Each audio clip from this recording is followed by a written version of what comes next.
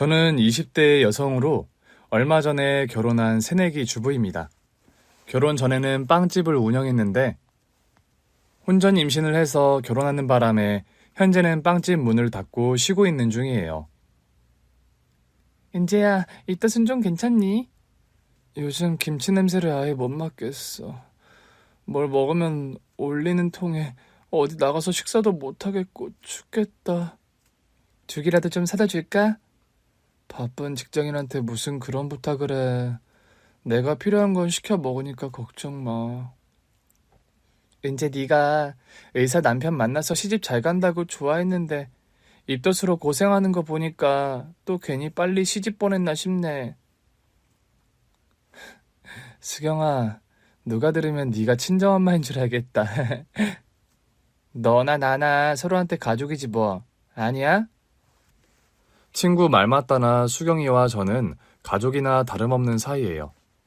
사실 저나 수경이나 부모님이 안 계시고 고아원에서 나고 자랐습니다. 어려서부터 한 고아원에서 자라다 보니 친자매나 진배 없는 사이죠.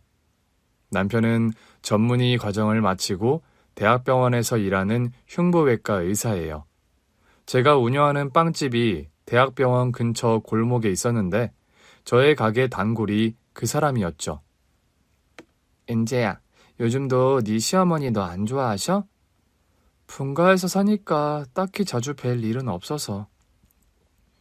다른 시어머님들 보면 며느리 임신했다고 뭐 챙겨다 주시는 분들도 계시던데 너희 시어머니는 안 그러시니? 수경아, 너 벌써 잊었어?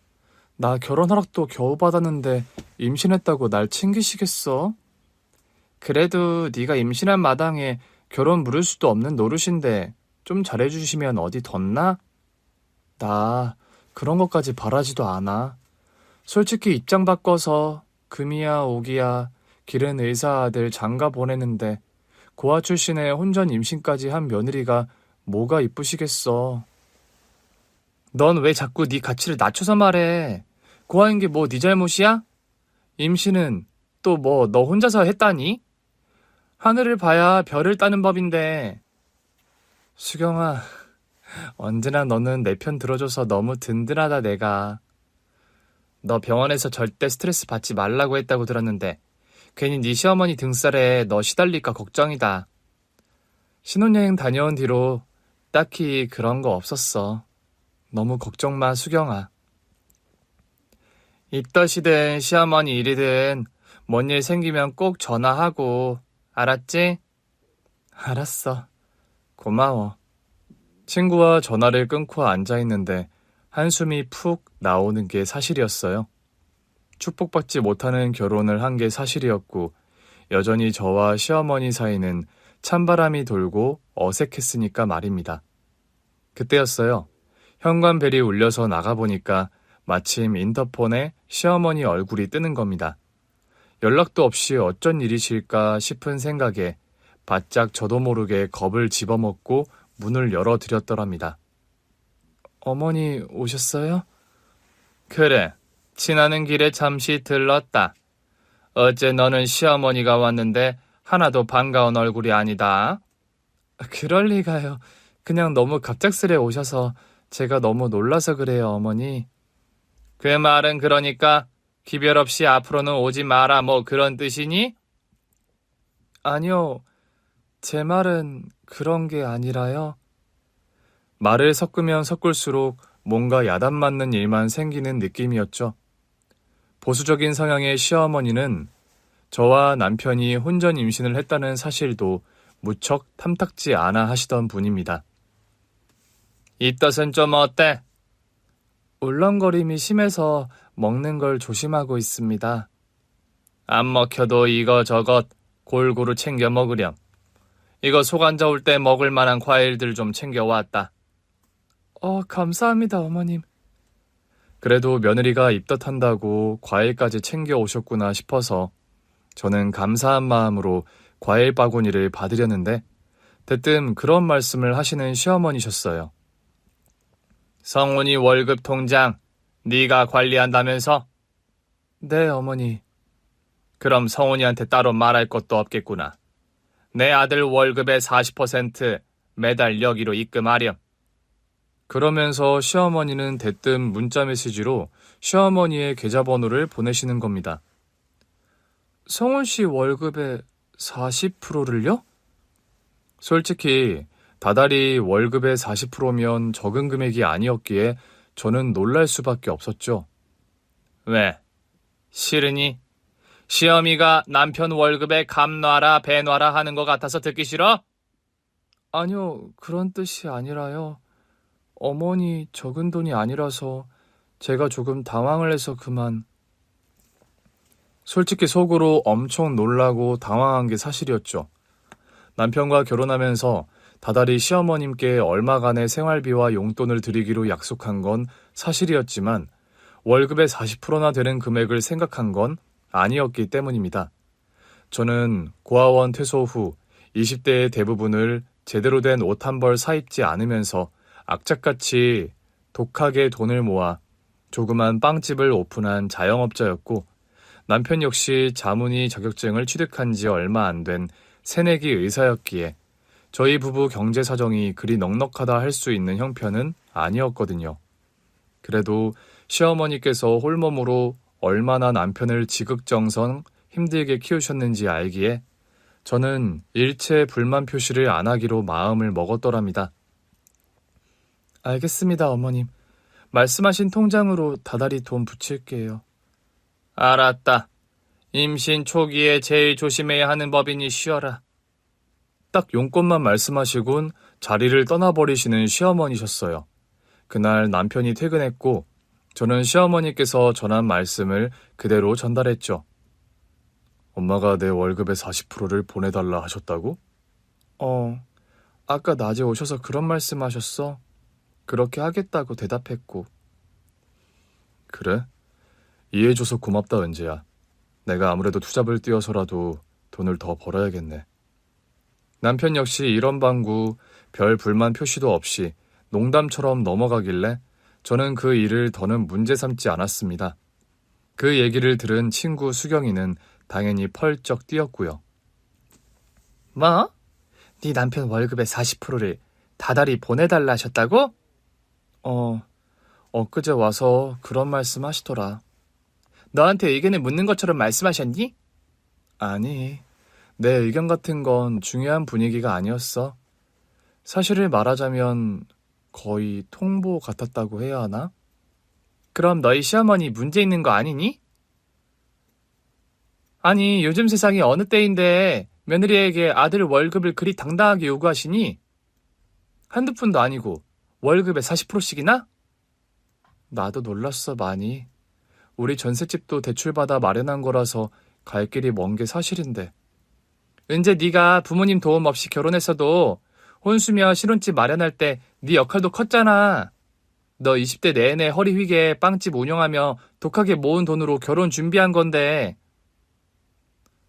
우리 시어머님도 평생 성훈 씨 키우느라 고생 많이 하셨으니까 그 정도 드려야 하는 게 도리일지 몰라. 어머 얘, 솔직히 지금 네 시어머님이 어디 편찮으시거나 너희 부부 도움 없이 살아가기 힘든 상황도 아니시잖니. 편의점 운영하시는 사장님이라면서 어떻게 다달이 그런 큰 돈을 요구하시는 거야? 친구의 말에 저 역시 대답할 말이 딱히 떠오르지 않더군요. 친구 말 맞다나 건강이 안 좋으시다거나 경제적으로 힘든 상황이셨더라면 수긍이 갔을 텐데 시어머님께서는 건강하신 데다 편의점을 운영하는 점주셨거든요.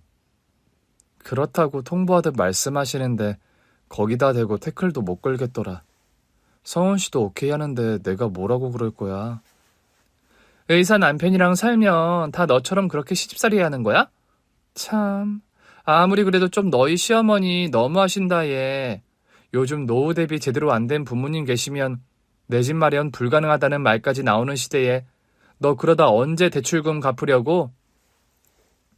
친구 말을 들을수록 저 역시 서운한 감정이 드는 게 사실이었죠. 저는 빵집을 운영하다 가게를 쉬고 있는 형편이라서 있던 돈을 가지고 제 용돈을 쓰는 바람에 쪼들리는 상황이었거든요. 남편 월급을 제가 관리하긴 했지만 월급의 상당 부분이 신혼집 전세자금 대출 이자로 나가는 형편이었고요. 몇 날 며칠을 고민하다 저는 결국 남편에게 말을 하고 말았죠. 자기야, 당신 월급의 40%를 어머님께 다달이 드리는 건 좀 무리지 않아? 저번엔 오케이 하더니 갑자기 무슨 말이야. 어머님 뜻이 완강하셔서 일단 승낙은 했는데 아무리 생각해도 우리 형편에 다달이 그런 큰 돈을 드리는 건 아직 오바 같아서. 다달이 나가는 집 대출금만 해도 얼만지 당신이 누구보다 잘 알잖아. 물론 나도 알지, 은재야. 그런데 엄마가 그러길 원하신다는데 뭐라고 말씀드리니? 당신이 효자라는 것 나도 잘 알아. 부모님 없이 자랐지만 나 역시 힘들게 키워주시고 공부시켜주신 부모님께 잘해드려야 하는 게 도리란 것도 알고. 그렇지만 우리 형편에 나 이제 출산하고 애 키우려면 한동안 버는 돈은 없이 나가는 돈이 많을 텐데 부담이 되는 금액이라 그렇지. 미안하다, 은재야. 내가 너 이런 걱정 안 할 만큼 돈을 넉넉히 버는 능력자였다면 우리가 이런 얘기할 일도 없었을 거잖아. 안 그래? 성훈 씨, 나는 그런 말이 아니라. 알아. 네가 무슨 말 하고 싶어 하는지. 네가 하는 말 당연하고 네 걱정도 다 당연해. 그런데 지금 당장은 엄마 뜻을 거스를 수가 없어. 내가 어떻게든 좀 해결책을 마련해 볼 테니까 조금만 기다려줄래? 알았어, 성훈 씨. 나도 이런 말해서 미안해. 나도 누구보다 어머님께 잘해드리고 싶은 마음은 당신과 매한가지라는 것만 알아줘. 아니야. 결혼하면 경제적으로든 다른 부분으로든 완전히 독립하는 게 맞는 일이지. 지금 상황이 그렇지 않다 보니까 은재 너에게 내가 미안하다. 남편이 제 눈치를 보면서 그런 말까지 하니까 제가 되려 미안해지더군요. 뭔가 남편이 시어머니의 재정 상황이나 뭐 그런 일과 관련해서 저에게 말 못할 상황이 있나? 그런 생각도 들더군요. 당장 퇴근해서 말할 것 같은 눈치도 아니고 남편이 일단 조금만 기다려달라는 말을 했기에 저는 더 불평하거나 캐묻지 않고 남편 말대로 일단 그냥 두기로 했지요. 게다가 입덧이 심한 데다 임신 초기라 제가 절대 안정을 취해야 하는 시점이기도 했죠. 이것저것 너무 고민하거나 신경 쓰지 말고 건강이나 잘 챙기고 무탈하게 임신 초기를 보내자는 생각으로 저는 마인드 컨트롤을 했더랍니다. 제가요, 임신을 하면서 알게 된 사실인데 선천적으로 자궁이 약한 스타일이라고 하더라고요. 선천적인 자궁 무력증이시네요. 더 위험해지기 전에 자궁경부를 묶어주는 수술이 필요합니다. 수술을 받지 않으면 유산의 위험성이 있다고 해서 얼마 전엔 자궁경부를 묶어주는 수술까지 받은 상황이었죠. 그러다 보니 집안에서도 걷는 일까지 최대한 줄이고 저는 혹시라도 유산 위험성이 있는 일은 절대 피하면서 살 얼음판 걷듯이 생활하는 중이었거든요. 이런 상태의 저를 위해 배려를 많이 해주는 남편이었죠. 자기야, 언제 아침까지 차린 거야? 내가 안 해놓으면 또 말 안 듣고 아침 차릴 거잖아.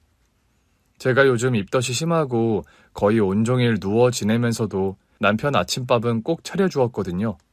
남편은 늦잠 자지 왜 고위험 임산부가 아침 차리느라 동동거리냐며 잔소리를 했었고요. 그래도 병원 일이 얼마나 고된지 잘 알고 있었기에 간단하게라도 저는 아침을 차려주려고 했었죠. 그런 저를 위해 불어 일찍 일어나서 본인이 아침을 차리는 남편이었어요. 이럴 거면 우리 그냥 둘 다 아침 굶기로 해. 당신 안 그래도 잠 부족한데 새벽같이 일어나서 아침 차리려고? 그냥 딱 40분만 일찍 일어나면 돼. 습관되니까 할만해. 걱정 마. 나 시집 참 잘 온 것 같아. 이런 호강하면서 사는 거 보면. 뭐? 이 정도 가지고 호강이라고 그러니? 앞으로 당신 호강할 일 훨씬 더 많이 남았으니까 기대하라고. 된장찌개 끓이는 법은 언제 배웠어? 내가 한 것보다 더 맛있는데? 요즘은 너튜브에 다 나오잖아. 나 맨날 병원에서 쉬는 시간에도 다음날 아침 메뉴 레시피 검색하는 게 습관이 됐어. 아유, 그러지 마, 여보. 간단하게 빵이랑 스프 같은 거 해서 먹어요. 아니야. 당신 입덧해서 조금을 먹어도 영양가 있는 걸로 먹어야 해. 참, 오늘부터 우리 엄마 이틀에 한 번 집에 오셔서 우리 집 청소해 주시기로 했어. 뭐요, 어머님이? 왜 그렇게 놀라? 요즘 당신 컨디션 말씀드렸더니 집안일 일절 안 된다고 청소 같은 힘들어가는 일 엄마가 하루 걸러 오셔서 대해 주신다는데? 어머님께서 일하시는데 내가 어떻게 쉬고 있어. 그러지 마시라고 해, 제발. 저는 상상만 해도 너무 불편하고 게다가 죄송해서 제발 관두시게 하라고 남편에게 부탁하다시피 했더랍니다. 자기야, 당신도 우리 엄마를 너무 무서워하지만 말고 좀 가까워질 생각을 해보는 게 어때? 우리 엄마 성격 칼칼하고 엄한 면이 있는 것도 사실이지만 그래도 요즘 누구보다 당신 건강 걱정하시는 분인데. 어머님 편의점 일로도 바쁘신데 우리 집 살림까지 부탁드리는 거 죄송해서 그러지. 우리 그럴 거면 차라리 시간당 부르는 도우미 아주머니를 부르자. 돈 없어도 차라리 그 편이 마음 편하겠어, 자기야. 나도 엄마한테 죄송해서 그 말씀 드렸는데 돈 아껴서 모을 생각 안 하고 그런데 돈을 쓰려 하냐고 야단 맞았어.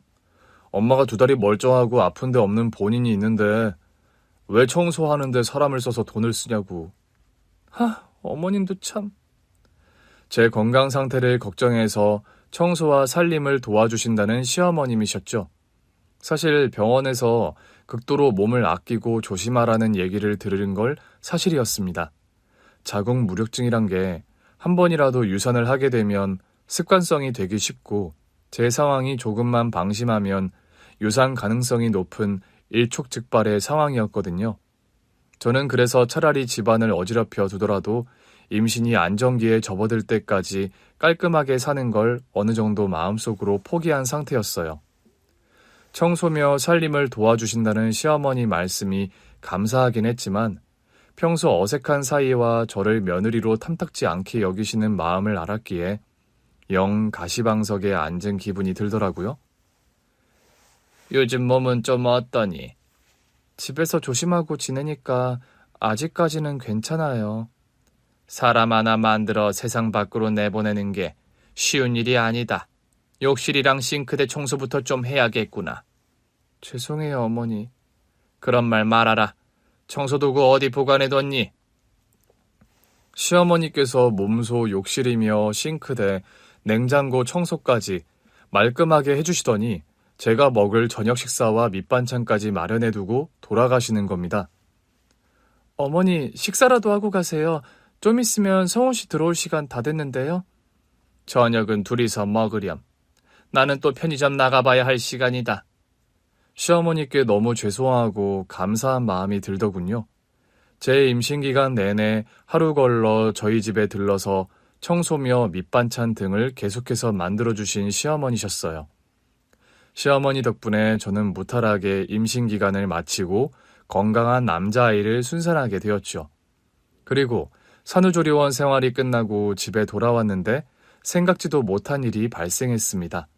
그날은 주말이라 남편도 집에 있고 시어머니께서도 손주가 보고 싶다고 오셔서 온 식구가 집에 있었어요. 저는 아기에게 모유 수유를 한참 하고 있었는데 현관벨이 울리는 겁니다. 올 사람도 없는데 누구지? 성훈아, 너 아직 은지에게 말 안 했니? 뭐라고 말을 꺼내야 할지 모르겠어서 아직이요. 그리고 다음 주에 오신다고 한 거 아니었어요? 녀석아, 내가 이번 주라 했지 언제 다음 주라 했어? 저 분명 엄마한테 다음 주에 오신다고 들었는데요. 지금 그게 중요한 게 아니니 얼른 가서 문이나 열어드려. 너는 그런 거 착각하며 어떻게 어려운 의대 공부는 한 거냐? 시어머니의 타박을 들으며 남편이 현관문을 열어줬는데 웬 처음 보는 중년 아주머니 한 분이 들어오시는 겁니다. 그런데 그 아주머니의 얼굴을 보는 순간 저는 소스라치게 놀라게 말았죠. 그 아주머니의 얼굴이요. 제가 봐도 저와 너무 똑같이 생긴 겁니다. 누구세요? 네가 은재니? 은재야, 반갑다. 난 네 엄마 최정숙이야. 그런 말을 하면서 오열을 터뜨리는 아주머니였어요. 저는 너무 갑작스러운 상황에 내가 꿈을 꾸고 있는 건가 그런 생각이 들 정도였죠. 말을 너에게 전한다는 게 자꾸 타이밍을 놓쳤구나. 그리고 미국서 병원 일정이 계속 변동이 생기는 바람에 너희 어머니께서 일 다 마치고 나면 너에게 전하라고 하셔서. 어머니라뇨? 은재야, 인사드려. 이분이 네 친어머니시란다. 저희 엄마가 살아계셨다고요? 은재야, 미안하다. 엄마가 사실은 얼마 전까지만 해도 두 다리를 못 쓰는 장애인이었다. 그런데 네 시어머니께서 우연히 날 보시고 은재 네 친엄마인 걸 알아보셨어. 그리고 집 한 채 값을 들여서 엄마 다리를 낫게 해주셨어. 저는 대체 이게 무슨 영문인지 알아먹을 수가 없더라고요. 어머니, 여보, 이게 다 어떻게 된 일이에요? 미안해, 자기야. 미리 말하려고 했는데 어머니 수술 결과가 처음부터 낙관하기 힘든 상태였어서 처음부터 말 못했어. 처음부터 모든 과정을 너에게 오픈하는 게 어떻겠냐고 서원이가 그랬는데 내가 말렸다. 너 알다시피 임신 기간 동안 절대 안정 취하라고 병원에서 신신당부한 상황인데 네가 이러저러한 일로 스트레스 받고 신경 쓰는 일을 만들고 싶지 않아서. 어머니, 그럼 저희 엄마를 찾으신 거란 말이세요? 아니, 대체 어떻게요? 저도 저희 엄마는 돌아가신 분으로 알고 여태 살아왔는데. 지금부터 지난 이야기들 너에게 다 천천히 털어놓으마. 시어머니께 듣게 된 사연은 참으로 놀랍고 기막힌 것이었어요. 저희 시어머니께서요, 사실 10년 넘게 장애인 시설에서 정기적으로 봉사활동을 하고 계십니다. 편의점을 운영하시는 관계로 자주는 못 가지만 한 달에 한두 번은 꼭 복지관에 가서 봉사활동을 이어오고 계셨던 거죠. 너희 엄마를 처음 뵌 날도 봉사활동을 간 날이었어. 그날은 복지관에서 김장을 하는 날이라 나름 단단히 준비를 하고 갔었는데 시어머님께서는 그날도 다른 날과 다름없이 복지관에 봉사를 가신 거였죠. 김장 봉사를 하는 날이라 배추를 절이고 절인 배추를 꺼내 씻고 양념에 버무리는 작업을 한참 하는데 옆에서 휠체어를 타고 열심히 김장을 돕는 한 아주머니가 눈에 보이더랍니다. 저분은 다리도 불편하신 것 같은데 열심히 하시네요. 아, 최말숙 씨요. 하반신 마비 장애가 있어서 늘 휠체어 아니면 거동이 힘드신데 굳은 일 마다 않고 복지관 일에 늘 열심히시죠. 그런데 저분 얼굴이...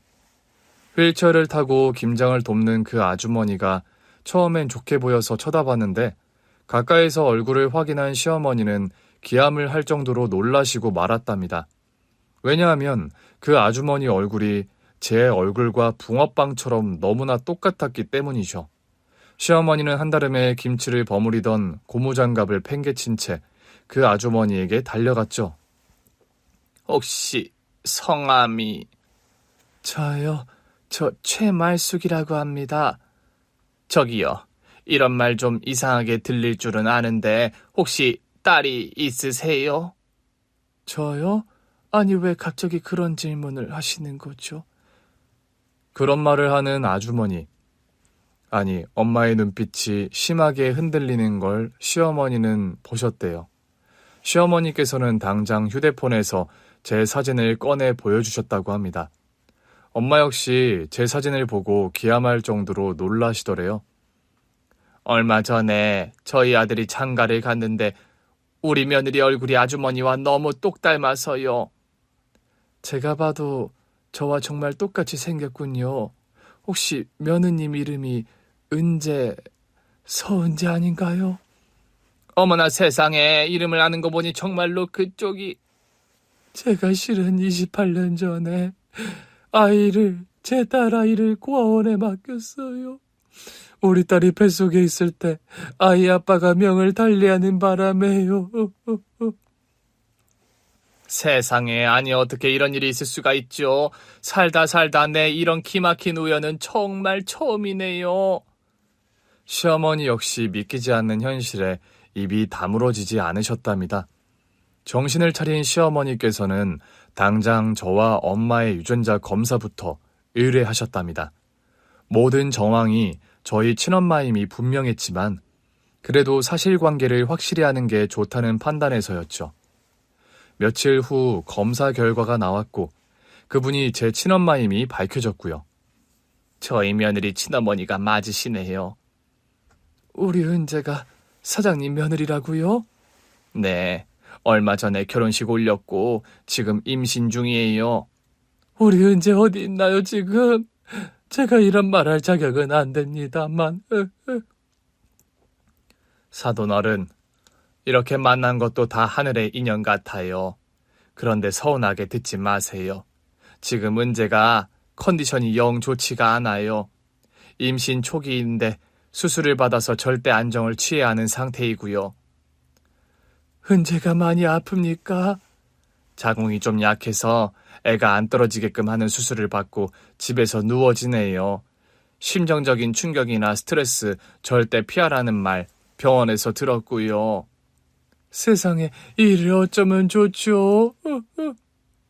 너무 걱정은 마세요. 수술도 잘 되었고 안정 잘 취하고 조심하면 순산할 수 있을 거라고 했으니까요. 감사합니다, 사돈어른.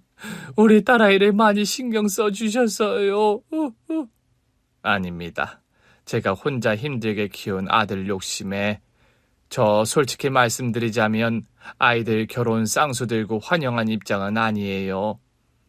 시어머니께서는 결혼 초기에 결혼을 반대했던 일들을 저희 엄마에게 솔직하게 털어놓으셨다고 합니다. 그렇다고 제가 지금까지 은재를 며느리로 인정 안 한다 그런 말은 절대 아니니 오해 마세요. 여러 가지로 부족한 저희 딸을 며느리로 받아주셔서 제가 되려 감사하지요. 제가 애미라고 이런 말씀 드릴 자격도 없는 사람이긴 합니다만. 아니에요. 사정 들어보니 어쩔 수 없는 사정이셨는데요. 제가 은재 낳았을 때 어떻게든 제가 키워보려 했습니다만 기초수급자 지체장애인 엄마가 아이를 혼자 키우는 건 절대 무리라고 하도 주변에서 성화를 부려서 그만. 반지하 방에 살더라도 우리 은재를 제가 거둘 걸 하는 오해를 많이 했습니다. 여기 복지사 선생님께 들어서 다 알고 있어요. 그때 사부인께서는 형편도 힘드셨지만 또 몸에 종양이 생겨서 위험한 수술을 앞두고 있었다면서요.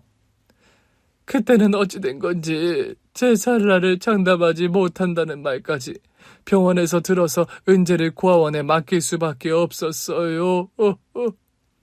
갓난이 핏덩이를 떼어놔야 하는 심정이 오죽하셨겠어요. 그렇게 저희 친엄마를 만나게 된 시어머니셨던 겁니다.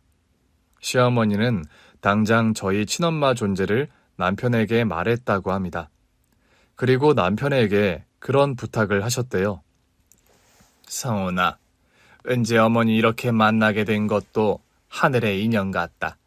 이왕 이렇게 된 거 은재 만나실 때까지 우리가 다른 준비를 또 해보는 건 어떠니? 다른 준비라뇨? 내가 알아보니까 미국 유명한 병원에 은재 어머니 같은 분들 다리 수술로 유명한 명의가 있다던데. 엄마 그런 건 언제 다 알아보셨어요? 네 장모가 있는 복지관에 사회복지사와 이런저런 얘기 나누다가 알게 된 사실이다. 미국에 이런 신경마비로 다리를 못 쓰는 환자들 수술을 아주 귀신같이 잘하는 병원이 있다고 말이다. 단점이라면 수술비가 아주 비싸다라는 거라더라.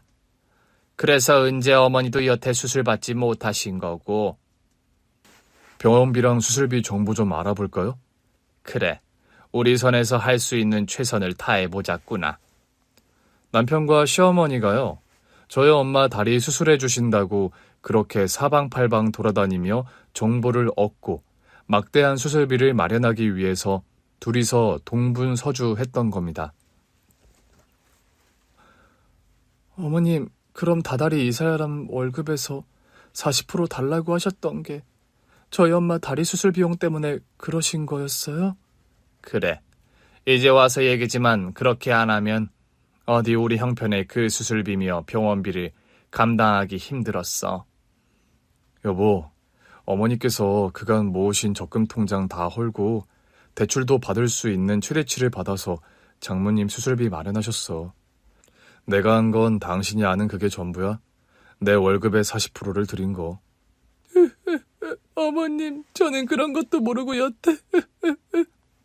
사부인, 박서방, 평생 저는 은재 위해서 엄마 노릇 하나 해주진 못했는데 이런 저를 위해 그런 배려를 해주셔서 드릴 말씀이 없어요. 감사하고 죄송합니다.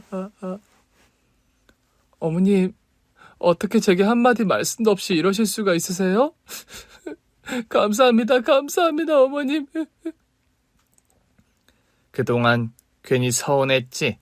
네가 말은 안 해도 네 심정 나도 다 짐작은 갔다.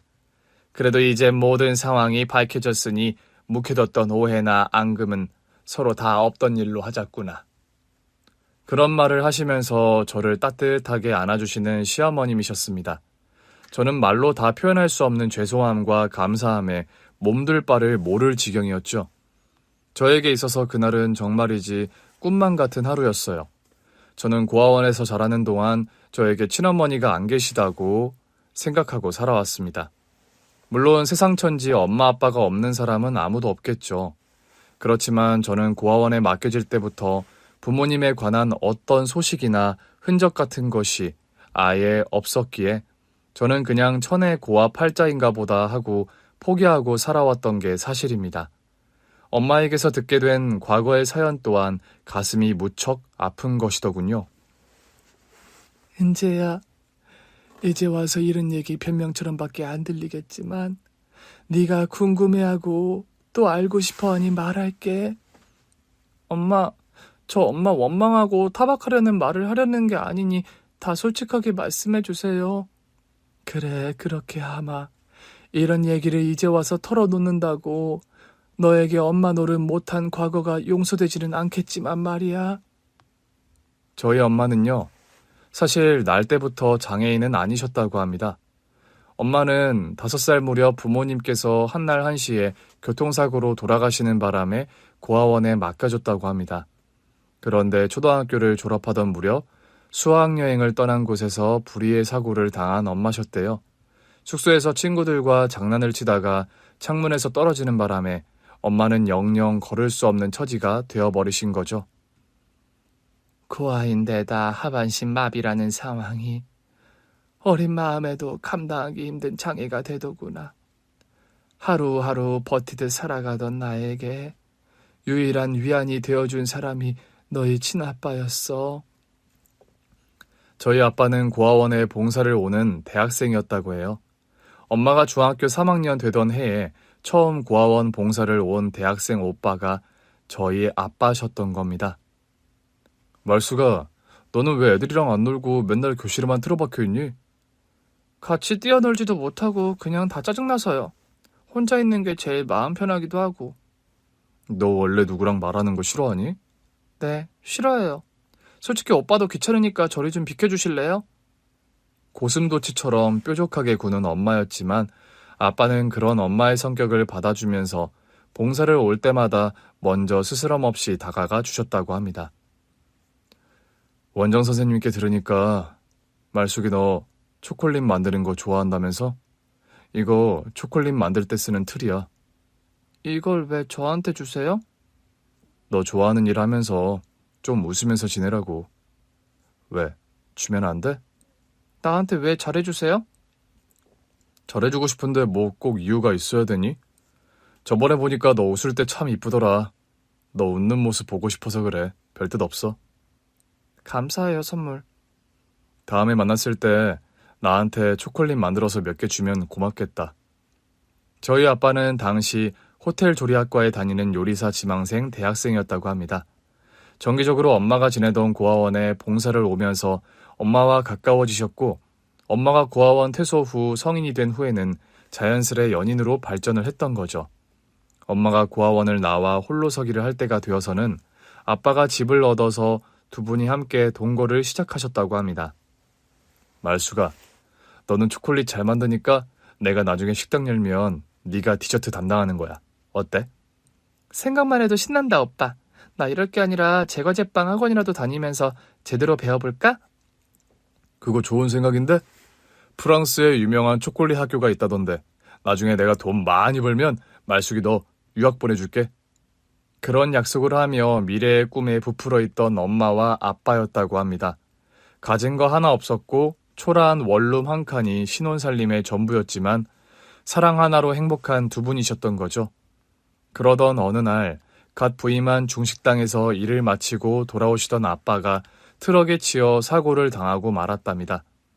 당시 제빵학원을 다니던 엄마는 헐레벌떡 병원에 도착했지만 이미 아빠는 숨을 거둔 상황이셨죠.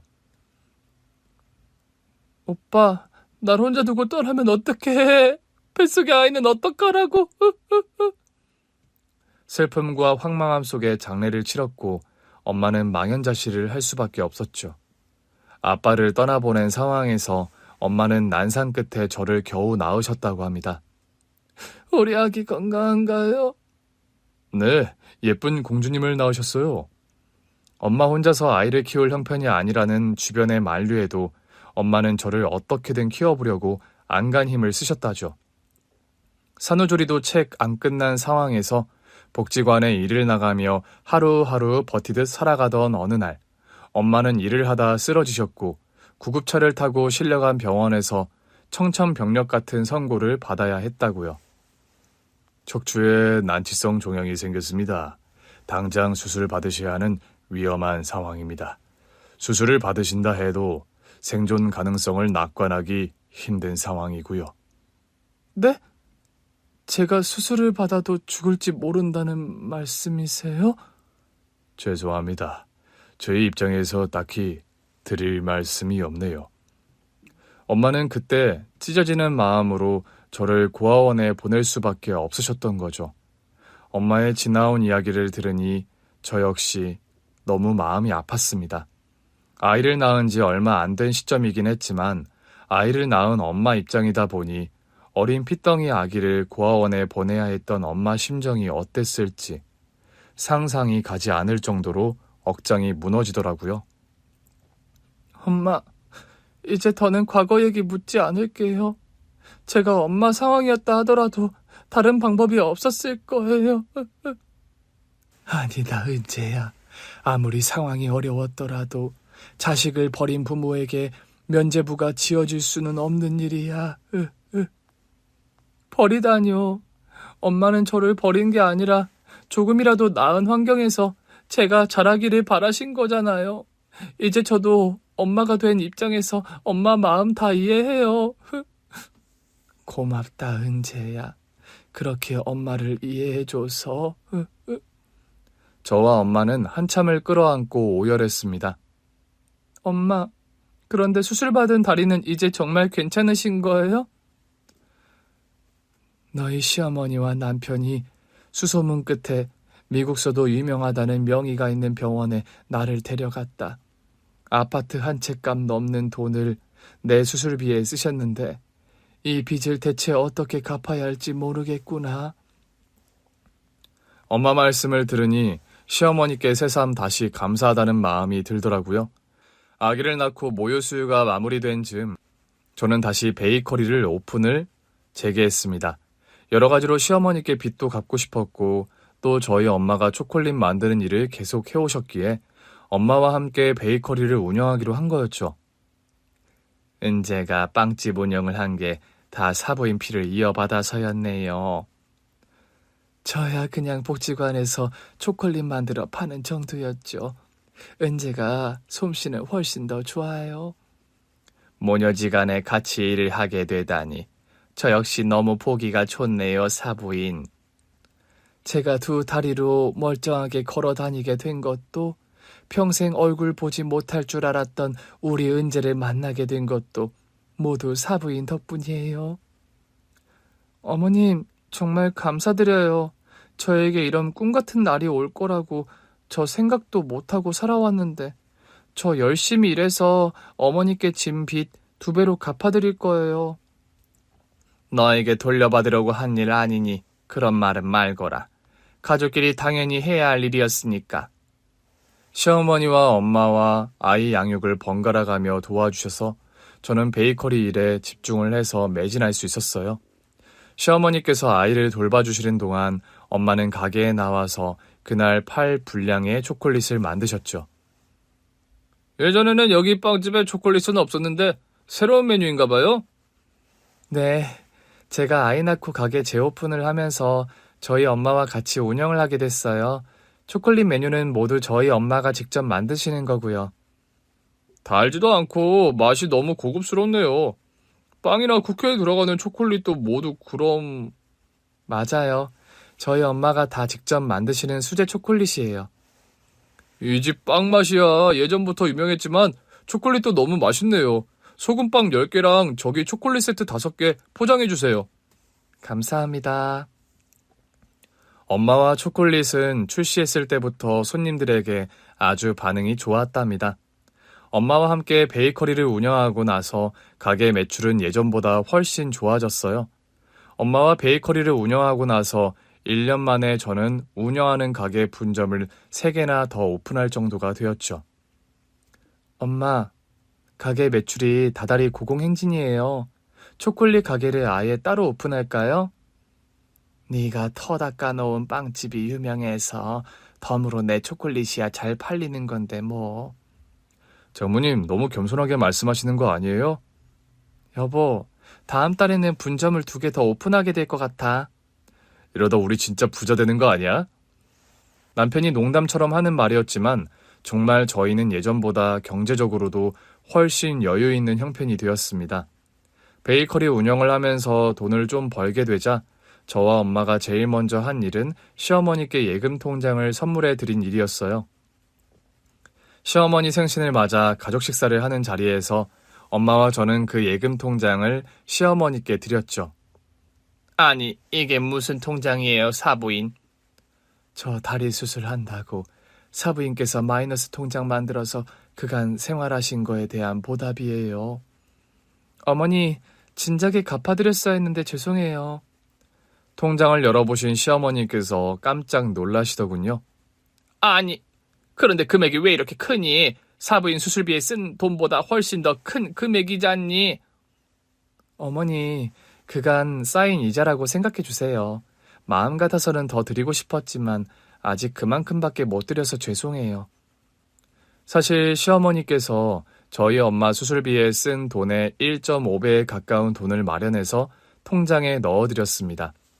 엄마와 제가 2년 넘게 일하면서 거의 한 푼도 쓰지 않고 모은 돈이었죠. 다른 것도 아니고 제일 감사한 분께 그런 식으로 갚아드릴 수 있다는 것이 저나 엄마나 무척 다행스럽고 뿌듯한 일이었고요. 내가 무슨 돈 장사하려고 사부인 수술 시켜드린 게 아닌데 왜 그러니, 은재야? 어머님도 참. 저도 돈 갚아드리려는 게 아니라 감사해서 그런 거예요. 엄마, 그냥 받으세요. 장모님이랑 이 사람 연봉이 이제 제 연봉 곱절인 거 모르시죠? 너도 참 지금 그게 할 소리니? 웃자고 한 농담이고요. 이 사람이랑 장모님 마음 편하게 그냥 받으시라고요. 제가 그만큼 또 은재랑 장모님께 잘할 거니까 걱정 마시고요, 엄마. 제가 아이를 낳은 뒤로 저와 남편은 시어머니 살던 집과 저희 살던 집을 처분해서 좀 더 큰 집을 마련했고 친정엄마와 시어머니까지 모두 모시고 한 집에 함께 살고 있습니다. 저, 남편, 어린 아들, 시어머니와 친정엄마까지 대식구가 한 집에 사는 셈이죠. 제가 어려서부터 줄곧 고아원에 살다 보니까 늘 이렇게 대식구가 복작거리며 한 집에 모여 사는 것에 대한 로망이 있었어요. 나중에 결혼해서 가정을 꾸리면 저는 아이도 적어도 셋은 낳아 기를 작정이었죠. 그런데 기적처럼 엄마와 재회하고 시어머님까지 모시고 대가족을 이뤄서 한 집에 사는 일상이 꿈만 같은 저입니다. 저와 엄마가 운영하는 초콜릿 베이커리가 분점 10호점을 달성했을 무렵 저는 엄마를 위한 작은 선물을 마련했어요. 엄마, 예전에 아빠랑 했던 그 약속이요. 무슨 약속 말이니?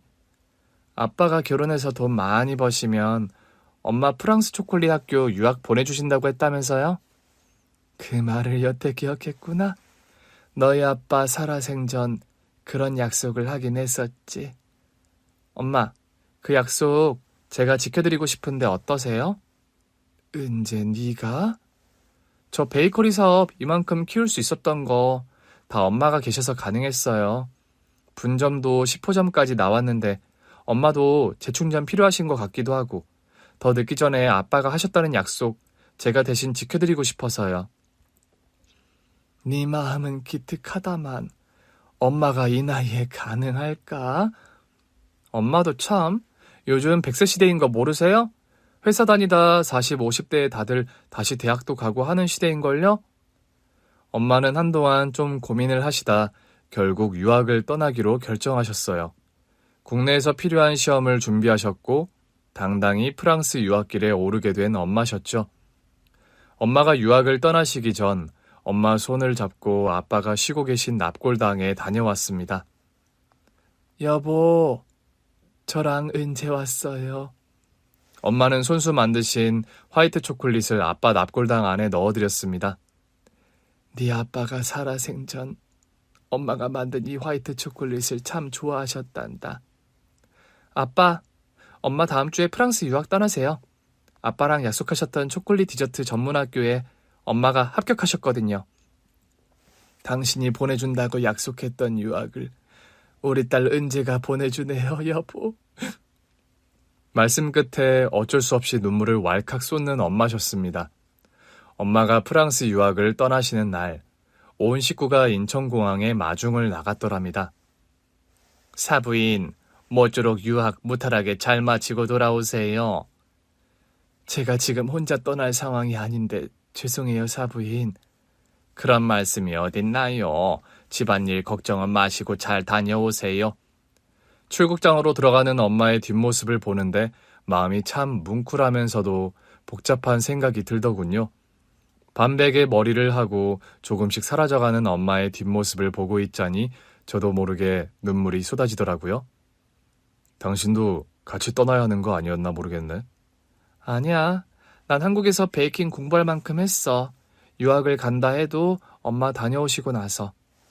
그 말은 장모님 다음 타자는 당신이라는 말로 들리네. 남편 말에 저는 그냥 대답 없이 빙그레 웃어주었습니다. 엄마의 지나온 인생이 어떠했는지를 알기에 일단 지금은 엄마가 공부를 하러 떠나시는 길을 마음껏 축하해드리고 싶은 마음이 컸거든요. 유학을 떠난 엄마는 다행히 그곳 생활에 잘 적응을 하시는 모양이더라고요. 적은 연세가 아닌데 젊은 사람들 틈에서 혹시 힘드시진 않을까 걱정하던 게 기우일 정도로요. 영상통화를 할 때면 현지의 젊은 친구들과 화기애애하게 수업도 받고 실습하는 모습을 가끔 보여주실 때가 있어요. 프랑스어 실력도 눈에 띄게는 엄마였습니다. 사부인 참 여러모로 대단하시다, 은재야. 나라면 저 나이에 타국 나가서 저리 적응 잘 못했을 것 같다. 이게 다 어머님 덕분이죠 뭐. 어머님 아니었음 아직도 저희 엄마 다리 불편하셨을 거고 유학 엄두도 못 내셨을 거예요. 수술 결과가 좋아서 다행이었지 뭐. 어머님, 다시 한번 너무 감사드려요. 저희 엄마 찾아주신 거, 또 미국까지 가서 수술까지 받게 해주신 거 모두 다요. 은재야, 이제 가족끼리 그런 인사치레 그만하자. 나야말로 고맙다. 네가 우리 집 며느리로 들어와 줘서. 그러니 이렇게 귀엽고 금쪽 같은 손주도 얻은 거 아니니? 엄마도 참.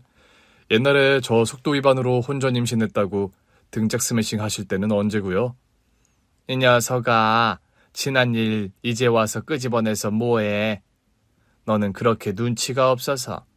어찌 그 어렵다는 의대 공부는 했니? 그러게 말이에요, 어머니.